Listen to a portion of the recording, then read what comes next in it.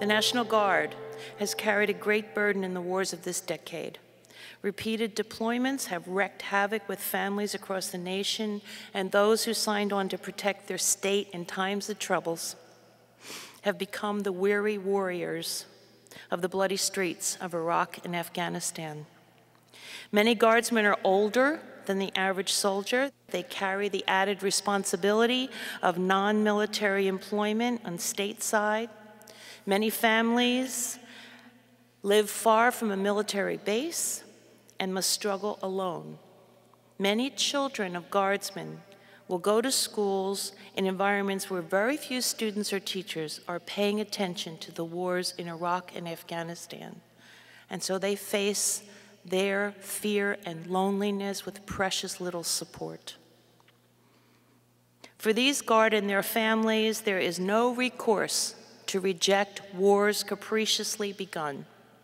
For them, the long years of obligation may well mean that eventually they lose their families, their homes, their jobs, their health, and maybe their lives. Our family chose to speak out about the injustice of the war, and in these years we've met many families whose soldiers have struggled with the great betrayal to them of their own honor and duty. Their soldiers were trying to do their duty, even when they knew the war was stupidly executed or immoral, or when they experienced horrors. Their fidelity towards their fellow soldiers, the oaths they took, are inescapable. For many, there are no viable choices.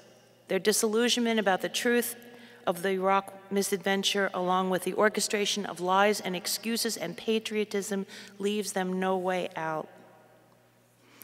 When Sherwood called us from Iraq, he was mostly concerned about the lack of food and water for his men. He wanted candy to give to kids.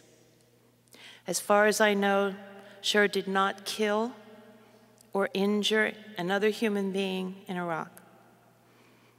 And I believe he was drawn to the arms of the weeping Jesus with no blood on his soul, and that gives me comfort.